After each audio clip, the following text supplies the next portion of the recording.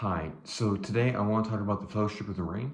I've only read the first 100 pages, but there is so much of it. So before I forget a lot of it, I'm making this video.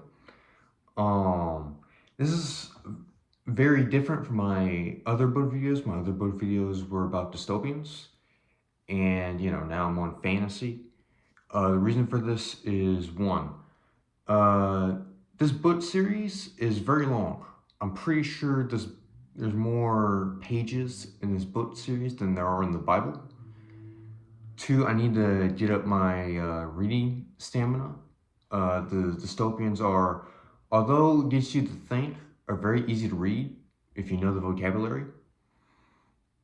And I've I've never heard of a single bad thing about Lord of the Rings. So I thought it was a good place to start off. So obviously, Lord of the Rings was made by J.R.R. Tolkien. He was a World War One soldier for the British Empire, and he was in the Battle of the Somme, which was a British offensive to try and get Germany away from France. It failed. They got some ground, but it didn't really work as much as they hoped, and a lot of people died in that battle. It's interesting to me, especially if you read his books, with only the first 100 pages, it kind of seems like he went the opposite direction as Remarque did in All Quiet on the Western Front. Where All Quiet on the Western Front, he talks about World War One a lot, and Tolkien tries to go the opposite direction, where he doesn't. He tries to get zero like applicable things about World War One in his book. Where in All Quiet on the Western Front, like everything's gray and depressing, and the like bad guys are the generals and the people in power. Meanwhile, in Lord of the Rings, it's a very good versus evil mentality.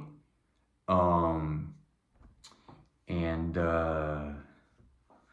and um, and it talks way more about it's way more lively. That's what I would say. It talks way more about the environment, talks more about how people are kind of like together, especially the hobbits. Um, and only besides singing, which military does have songs called cadences, um, there's really zero connect. Like, to me, it does feel like that part of the reason why he wrote these books is to go away from his past in a way and just focus on his brand new story. But now finally I'll talk about the book. So in the beginning, we start off with the hobbits, who wear green and yellow and are very short. But the very simple creatures, like they don't really, like most hobbits don't think of like the outside world, nor do they go outside of where they live, which is known as the Shire. And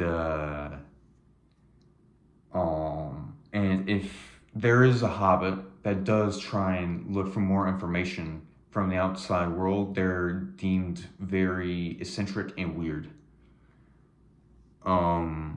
Which is why Bilbo Baggins, who is talked about frequently throughout the book, is a very interesting character. So Bilbo Baggins he went on, before this book takes place, he went on a bunch of adventures and wants to know about the outside world, and is very eccentric. He's very rich and throws these wild parties, uh, for everybody to have fun with and especially eat. The hobbits are also known to be fat. Um, and when this book takes place, it's when it first takes place, it's his 111th birthday. And a weird thing about him is that he looks very young for 111 years old. Yeah, youth is not what I have in mind, but he looks very young. And along with his nephew and heir, Frodo, whose same birthday, they throw this wild feast for all the hobbits in town. And Gandalf, who is an old wise wizard, comes along and helps. And all the hobbits adore Gandalf. I mean, I think everybody adores Gandalf if you know who Gandalf is.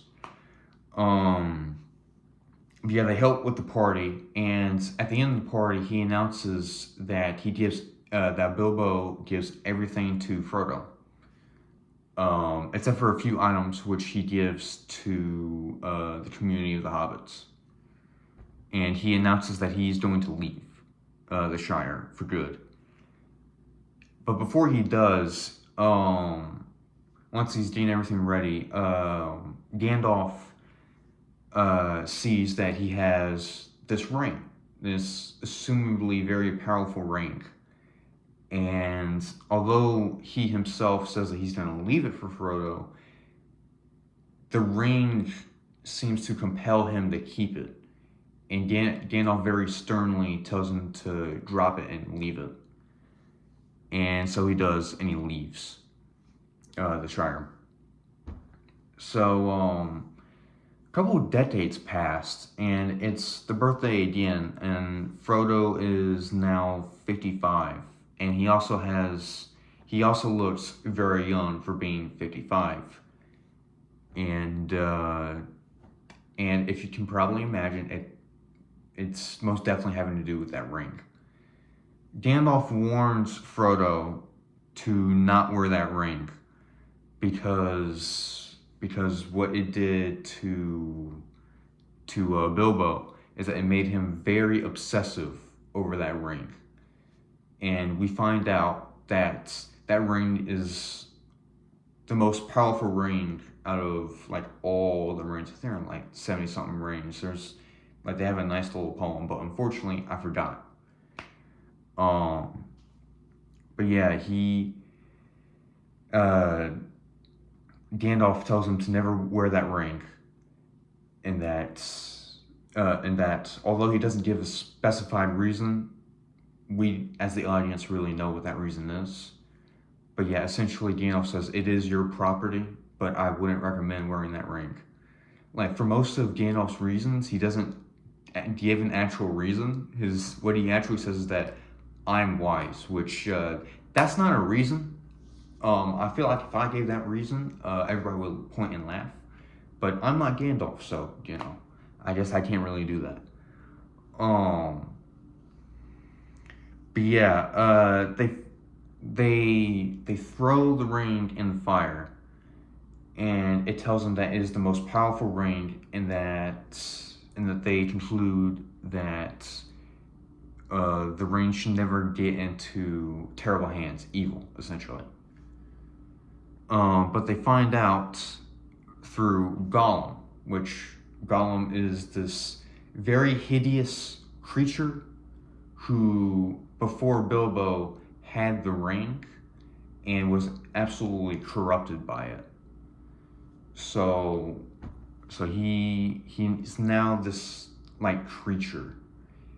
But before he was corrupt, he killed his friend in order to take the ring, and he's super old. He's like a hobbit before hobbits existed. Like if we're humans, like Homo sapiens, he's kind of like to what modern day Homo sapiens us to like Neanderthals. So it shows that even though hobbits are simple creatures who kind of want to stay by themselves and are generally nice to the community, they can be corrupted by evil. But yeah, So we learned the story from Gollum. He killed his friend, kept the ring, lost the ring, tried to get it back from Bilbo, got it, and then he lost it again. Bilbo took it back.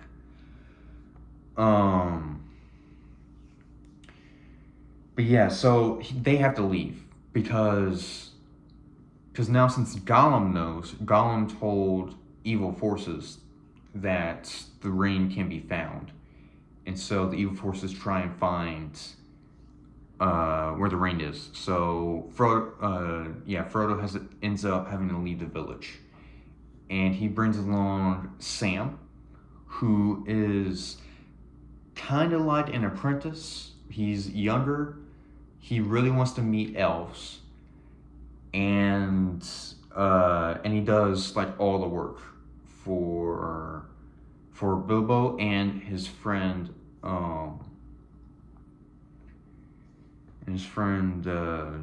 Jesus, I am having a terrible day today. Pippin. Wow. Took me a freaking minute to remember Pippin of all the characters, and he's a very memorable character. Pippin is basically the comedic relief of the book, and he's very, I want to say, brash and clumsy. So he ends up making a lot of mistakes that kind of makes him a little unlikable while reading. But yeah, so they leave and they want to get to Rivendell so that they can be near more people and figure out how to protect themselves and the ring. Along the way, figures in black cloaks with no nose that can't smell apparently try and find our trio. Now, even though it doesn't say it, I'm gonna assume that these are the orcs. I've seen the first Lord of the Rings movie. I didn't see the rest of them. I know, very shameful of me. I know, but yeah, I'm assuming that's what this entire book is. But yeah, they travel, and they eventually meet some elves. Elves have pointy ears, and are very knowledgeable about many different things. But their downside is that they are very emotional. So essentially, the worst people to argue about. I didn't mention how orcs look. I did anyway. Sorry. But yeah, so once the trio tells the elves of who's trying to follow them, the elves, they don't know that they're orcs. I'm assuming they're orcs. But the elves, even though they believe that they're superior to hobbits, they bring them, the elves bring the trio with them so that they can protect them. Frodo tries to get like answers of like who those people were, but the elf leader gets very angry and tells them to not speak about it if Gandalf didn't tell them. So they go on their way, and they meet the orcs again, and they try and run away from them again. So instead of following the road like they did, they're very quiet, so they can follow the road. They decide to go through hills and the forest instead of taking the main road. And along the way, they get on the land of Farmer Maggot, who Frodo was terrified of because he stole mushrooms from him years ago. And the farmer basically threatened him with his dogs. So they meet him again. But, I mean, from the chapter that we have him with, he's a very nice guy. He just didn't want him to steal his stuff. So he gave him a very big stare, essentially. But he did protect them from the orcs, who can speak. So, you know, when I think of orcs, I think they're like mindless. But apparently these ones aren't, because they have the ability to speak. So the orcs ask him if they've seen the trio, and the farmer tells them he hasn't. and that if he gets on his land, then he will unleash his dogs on him. And it's described that he laughs. The orc laughs, and he charges at him with his horse before he flees. But yeah, so they help him. So the farmer helps him along the journey, and that's where I'm at. Now, I'm kind of doing the book a little disservice because it is really hard to talk about this book because it's not like dialogue. It's not like there's a whole lot to even think about. Unfortunately, I'm trying my best. There is things to think about. Like who's gonna help our trio. But I gravitate towards what J.R.R. Tolkien was like when he's writing the story, just because I find him fascinating that he went the complete reversal of besides maybe like there's gonna be war and conflict, basically nothing about like similar to our real life or to like World War I or to his own experience. Yeah, like it's very descriptive. That's what I'll say. It is a very descriptive book. Like you know what type of tree it is. You know that they all speak different languages. All the races in the book. You know, like there's a complete freaking map on all the books that shows you where they are. So it is a very descriptive book, and it being descriptive, it does immerse you in the world. But it's also not too descriptive where like, can we get on with it already? You know, like I've seen that criticism with these books. To me personally, I think it does it pretty well. But at the same time, I'm kind of looking for that because it's the opposite of Fahrenheit, where Fahrenheit to me felt like more like a movie. Here it actually feels like a book.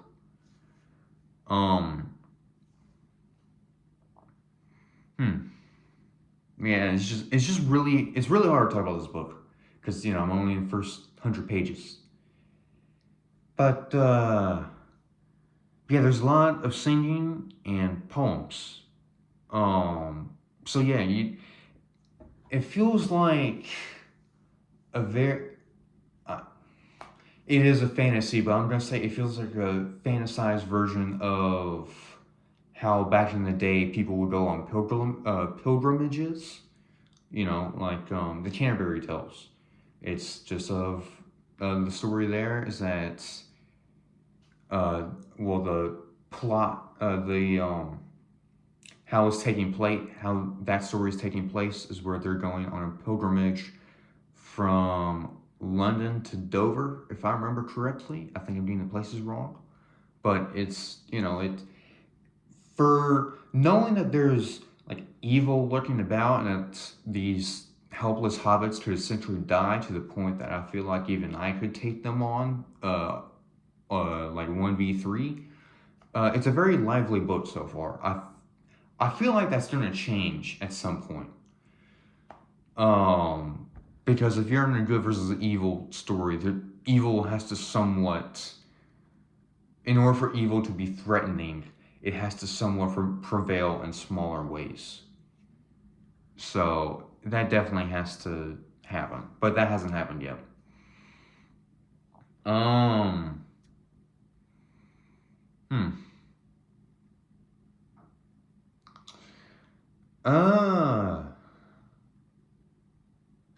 All the characters are great, except for Pippin. To me, Pippin, his comedy doesn't land for me, and as a comedic relief character, you need your comedy to land, especially if you're a very clumsy type individual. He also treats Sam somewhat poorly, but I really can't tell if that's Pippin being a dick or if this is just the like 1930s like type of thinking where they're 1930s type of thinking that's also trying to make it medieval type of thinking, which, you know, medieval, if if you're slightly more powerful and if you're older, you're better, which is what was the thinking was back then. Unless if you're a witch or a wizard. In that case, screw you. But yeah, I will definitely have more to talk about in my next part. I mean, the first book alone, I think, is 400 pages. So and I've read the first 100. So I'll definitely talk more about it. Like maybe 4 parts for just the first book, which is insane. But yeah, very descriptive book. I like it so far. I think me reading all these books will definitely help me in the future build up my reading stamina, which I desperately need to do.